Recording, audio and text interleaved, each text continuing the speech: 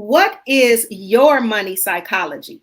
I know you probably never thought about it, but we all have it. We all have psychological thoughts that are behind the scenes, things that we don't necessarily always think about when it comes to our money and our spending habits. And I was having a conversation with my good friend and mastermind participant, Dr. Carla J Cooke. So I thought it would be very fitting for me to bring her on Tax Tip Tuesday as a special guest to just talk about the psychology of money, your money psychology. So, welcome to Tax Tip Tuesday, Dr. Carla. Well, hello, Felice, and thank you so much for the invitation. And I'm looking forward to the conversation and just connecting with the listening audience. Awesome. So I just want to let my let the listening audience know that you have tuned in to another segment of Tax Tip Tuesday with Tried and True Financial Services, where our core mission is helping entrepreneurs like you with the ABCs of finance to simplify your accounting, budgeting, and credit processes. Yes, the A, the B, and the C. Accounting, budgeting, and credit. And I know a lot of times we don't necessarily always think about it, but psychology has a lot to do with our money and our spending habits, like I mentioned before. So I'm going to kick off the conversation with our resident psychologist on the line with us today. And I want to start out by asking Dr. Carla, what has been your personal experience with entrepreneurship and the ABCs of finance? Okay, well, listen, you already called me the resident psychologist, so that already means I'm coming back. And so let me talk briefly about this. And if we don't finish up this question, I'll come back and then I'll Because there's continue a to lot that answer. can be said about this Oh topic, my right? We could goodness, talk there's all day. so much. I think let me start with the last part, the Okay. ABCs of finance, the accounting, the budgeting, the credit. Because when you ask me that question, what comes to mind for me is a four-letter word. And I believe this four-letter word is not just for me. I believe it's for other people that are listening in. And it's, well, heal is a four-letter word, but it's not heal. Okay. But it's connected to it, and that is help. Help.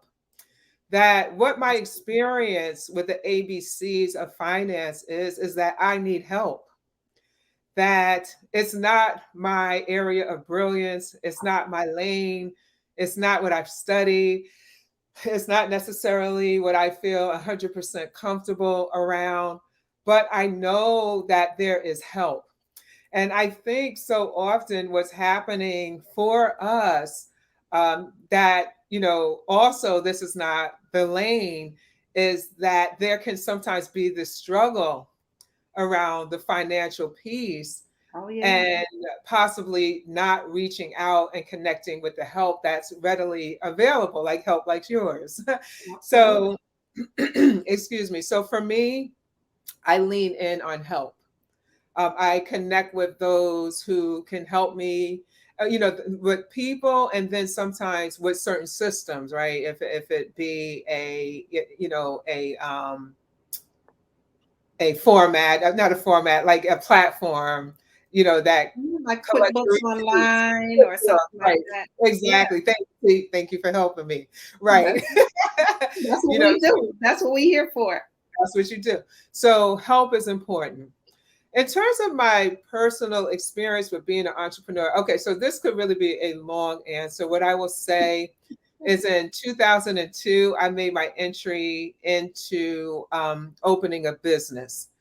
Okay. I worked in that business, a psychotherapy business, part time for 4 years as I continued to work for someone else. And then in 2006, I did the deep dive and I began to work for myself full time. And I've done that since 2006. And I've had a lot of different transitions during that time. I continued to build. I went from a solo practice to a counseling center. I made more of an entry into entrepreneurship when I developed a brand, outside of the counseling room, really feeling led and understanding and hearing the still small voice that it was time to shift. And so very publicly, I talked a lot about what it meant to be well, and what it meant to be emotionally empowered. And I did that through different platforms. I had a radio show about that. And then now Mhm. I have this movement, Healed People, Heal People. And again, I it, love it. thank you. I know, and I appreciate the fact that you value it, you're connected with us, and you are an ambassador for Healed People, Heal People. Yeah. So thank you for that. And so it really, again, is bringing the message of healing to the masses to understand what it is that we can do it, how we do it, how to connect, and to really be connected to healing spaces. I think the very last thing I will say about this, because, and I know we could go on and maybe this can be another conversation, but when you asked me about this, I thought about the fact that I wrote a chapter in a book with Cheryl Wood. The book is called Entrepreneurial Elevation. And my chapter is Emotionally Empowered Entrepreneurs Excel. And in this chapter, because I know you connect with a lot of entrepreneurs, I talked about the reality that entrepreneurship is not for the faint-hearted. That there's even studies that look at the fact that when we look at entrepreneurs and the general population, there's higher levels of anxiety, higher levels of depression, ADHD, even. And sidebar to that, that can be connected to, traumatic stress, or I should say toxic stress, or even trauma. So it looks at the fact that entrepreneurs are challenged in this emotional realm, and the Yeah. reality that it's important for us to lean in on that. You know, if we don't work, nothing else does. And Yeah. so talk about some four pillars of being emotionally empowered. But I just put that out there to suggest that in our personal experience with entrepreneurship, one of the key things is to lean in on being emotionally empowered and stay connected to spaces that will help to support that. Help is needed. Help. Isn't that right? Help is needed. And so you said some very powerful things, a lot of very powerful things. And so one of the things that I want entrepreneurs who are listening right now to take away is that this is serious. Entrepreneurship is not for the faint at heart. You do need help. You can't do it all by yourself. And when it comes to managing your money, like entrepreneurship or people are starting small businesses at record highs. Okay. However, the average business fails within 5 years. And I know just through my matriculation through working in this space that it's often due to poor cash flow management or lack of access to capital. And a lot of times they have poor cash flow management and they can't get access to capital because they're not getting the help they need with their finances, managing their finances well, putting a bookkeeping system in place, making sure that you're filing your tax returns, your business tax returns on a regular and consistent basis, that you're in compliance with that, making sure that you understand and know how to build business credit so that you can separate your business finances 100% all the way around from your personal finances. The same way you get an EIN number for your business that mirrors your social security number for yourself. The same way you go out and get a business bank account because you need those business finances to be separate from your personal bank account. You also need to separate your credit, your business credit from your personal credit. But I could talk all day about that. That's not what we're here for. I want to segue into talking a little bit about the financial thermometer because we all have a financial thermometer. Some of us may have a lower thermometer reading or a thermostat reading, and some may be a little bit higher. But it all ties back to our psychology, the mindset, our money mindset. So, what's been your experience as you've counseled people with regard to their financial thermometer? Because I know, I'm not sure what if you have a specialty when it comes to counseling. But when you talk about marriage, a lot of times people fall out, whether it's a husband and wife situation, whether it's a partnership. A lot of times people fall out when it comes to money because people have different financial thermostats. They have different financial mindsets. And so have you dealt with the finance piece in your counseling much at all?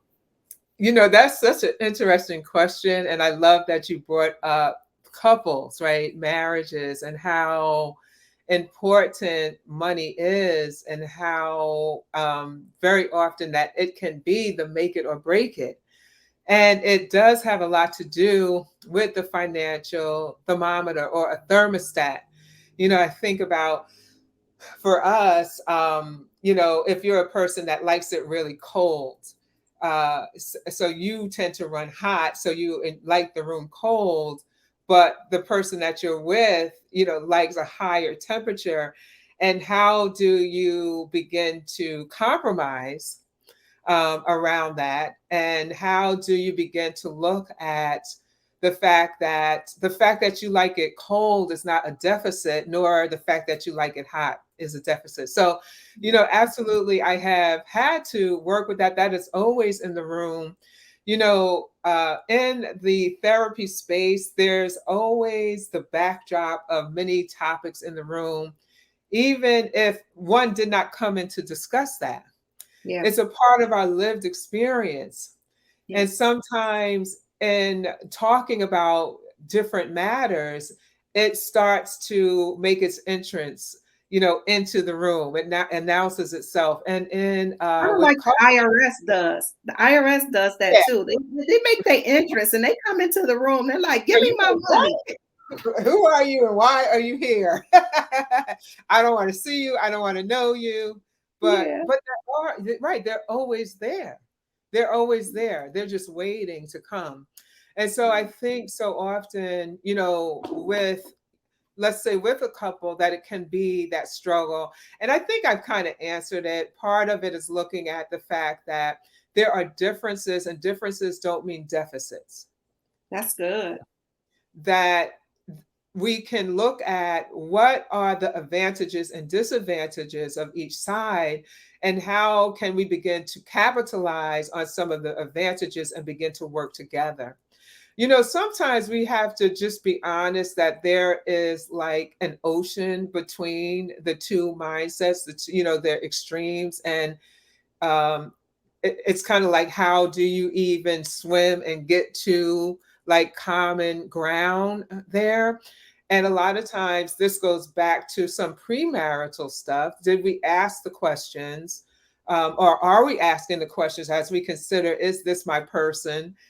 Can this be the person that I partner with, I connect with in covenant long term? Or does this become a deal breaker for me? Someone that does not have an appreciation for money. I think when we think about that thermostat, sometimes people come from a family, right, where money was tightly held, right, where budgeting was highly valued, as opposed to like let's spend it before you even get it in our hands, or let's put it on a credit card.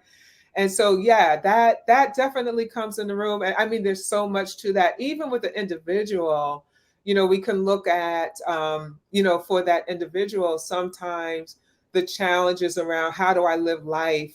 The fact that I don't allow myself to enjoy even the little things of life, because I'm so fearful that I'm not going to have, Yeah. that something is going to fall through the cracks. And so then some of the work then goes back to, where did I learn that? How is that affecting me? Is there any room for me to begin to look at that in a different way, so that I can really be much more engaged in my life and allow myself to enjoy even some little things? So that's one way to kind of look at this question that you have posed. That is very good. That's very good. And a lot can be unpacked there. At the end of the day, the reality of it is that any challenge that we approach in life can be dealt with. And so when it comes to your money management, your money psychology, it goes back to your first point is to get help. And once you get that help, know that whatever your challenges are, they can be managed. Even if they are, like feel like weight on your shoulders or your back, with help, it can all be worked out. And so that's a good segue into our final topic, and that is financial healing and going through the process of healing financially. I know we got to get help. I know we can conquer any challenge that comes our way. But what are some final thoughts that you might want to share with our listening audience about financial healing? Well, I think as you introduce this topic, we can simply say heal, that it's time for us to heal, no matter where we are on the continuum. So, some of us are in a place where our finances are a mess, Yeah. where maybe we've hit some unfortunate times and we're in this process of rebuilding. Perhaps we are in this business and we haven't utilized help, so we have been struggling with it. So that's one end of the continuum to the person that, is invested and has a good understanding, of money, is getting the help that they need.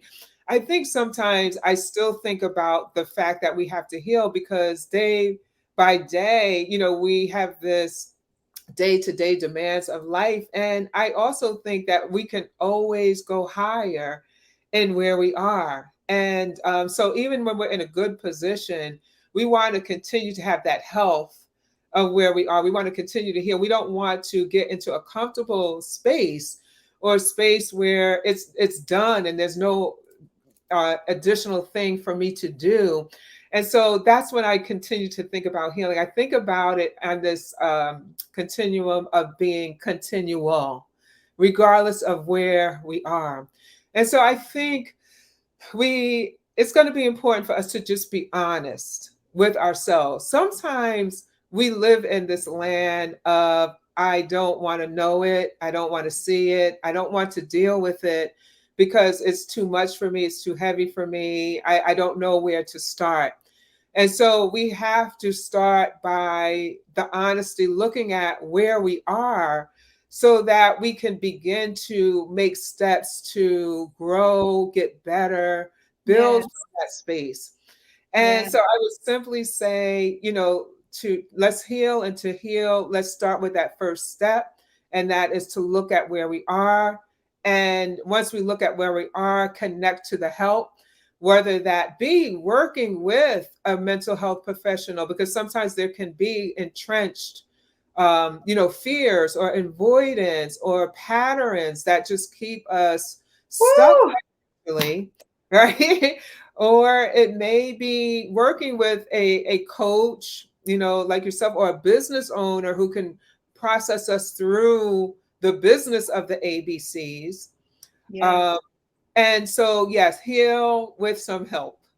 Heal with help. That's good. And on that note, we are going to end this segment of Tax Tip Tuesday with none other than the incomparable Dr. Carla J Cooke. Listen, if you just tuning in, you have missed out on a treat. So I want you to make sure that you go ahead and you follow us on YouTube at Valise Smith. Make sure you go ahead and you watch this replay. Make sure you put it on repeat so you can hear it over and over again, because Dr. Carla shared so many nuggets. I know you blessed me today with some of the things that you shared with us on this segment of Tax Tip Tuesday. Because at the end of the day, the reason why we have poor money management, the reason why our finances are not in order, the reason why we don't want to pay taxes, the reason why we don't want to pay a bookkeeper, the reason why we don't want to track our finances and look at a budget is because we don't like what we see. And we don't like what we see because we haven't done the inner healing. And you guys, it starts with you. Get the help that you need. Know that everything and every challenge that you face can be conquered with that help, and make sure that you do the inner work to get healing. Dr. Collar, thank you so much for coming on this segment, and we would love to have you back anytime that your schedule permits. I know that we are all busy professionals, but I want people to know that healed people heal people. And it's spoken by none other than the visionary of the movement of heal people, heal people. It's been said, it's been spoken, and it is written, and it is finished. We are done for today. And so thank you so much for coming on. And did you want to share any of your contact information if anybody wanted to connect with you and the Heal People movement? Please feel free to share. Yeah, thank you so much. This was such an amazing, lifting conversation. And it's always so great just to be connected with you as my sister. Please, let's connect on all social media. You can find me at Dr. Carla J Cooke on all platforms. Dr. Carla J Cooke, all platforms: Facebook, Instagram, LinkedIn, YouTube, TikTok. I look forward to connecting with you there. If you're a woman, definitely check out the Healed Woman Hub on Facebook. Would love to see you there to get additional content and value. Awesome. It's been great. And I thank you so much for joining us. And we'll see you all next week on our next segment of Tax Tip Tuesday with Tried and True Financial Services, where our core mission is helping entrepreneurs with the ABCs of finance to simplify your accounting, budgeting, and credit processes. Have a great day.